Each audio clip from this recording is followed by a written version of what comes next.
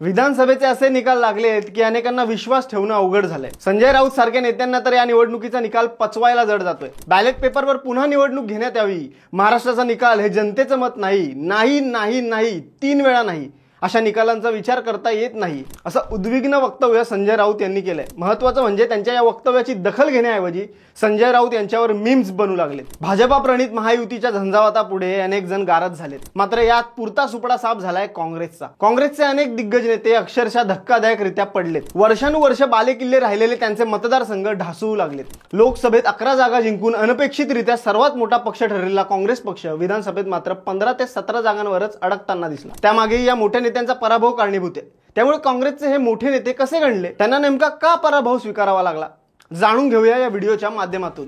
नमस्कार, तुम्ही पाहताय राजकीय घडामोडी जाणून घेण्याची तुमच्या हक्काची जागा म्हणजे आपलं गाजावाजा।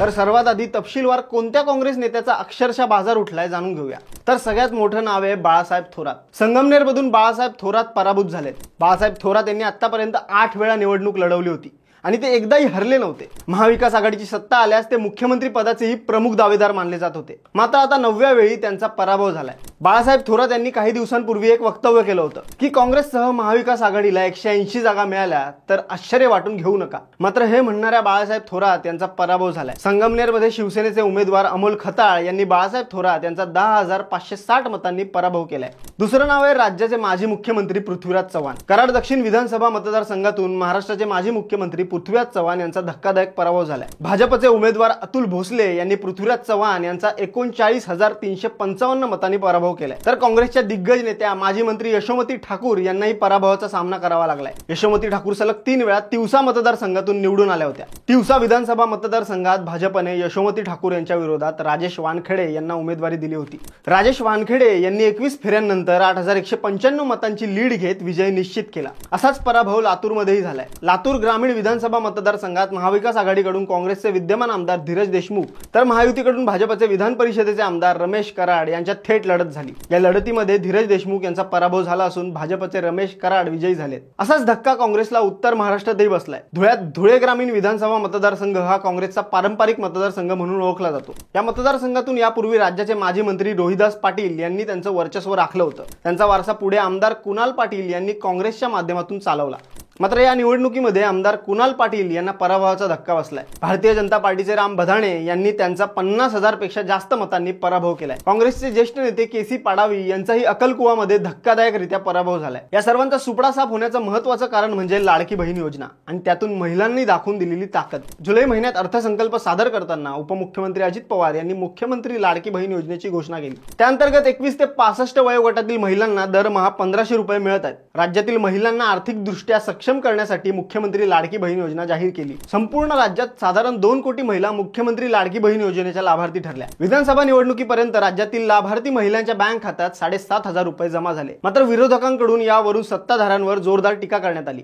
तर लाडक्या बहीण योजनेचा विधानसभा निवडणुकीत महायुती सरकारला सर्वाधिक फायदा होईल अशी चर्चा सुरू होती आणि हेच खरं ठरताना दिसतंय। लाडकी बहीण योजनेला काउंटर करण्यासाठी काँग्रेसने कर्नाटकच्या धर्तीवर महालक्ष्मी योजना आणण्याचं आश्वासन दिलं। पैसे वाढवून 3,000 रुपये महिना करू असंही सांगितलं।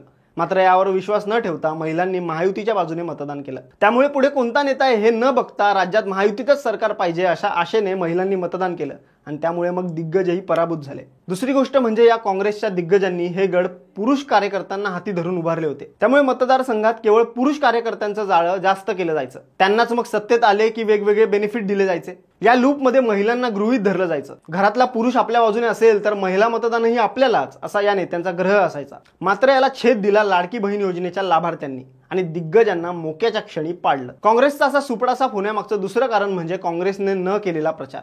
लोकसभा निवडणुकीच्या आधी काँग्रेसने जोरदार वातावरण निर्मिती केली होती। भारत जोडो सारखी यात्रा राहुल गांधींनी काढली होती। मात्र विधानसभेत काँग्रेस पूर्णपणे शांत आहे की काय असं चित्र होतं। नितीन गडकरी 72 सभा, नरेंद्र मोदी 10 सभा, अमित शहा 15 सभा अशा सभा भाजपच्या मोठ्या नेत्यांनी घेतल्या असताना काँग्रेसकडून राहुल गांधींनी केवळ 7च सभा घेतल्या। त्यामुळे काँग्रेसच्या बाजूने वातावरण निर्मिती झाली नाही।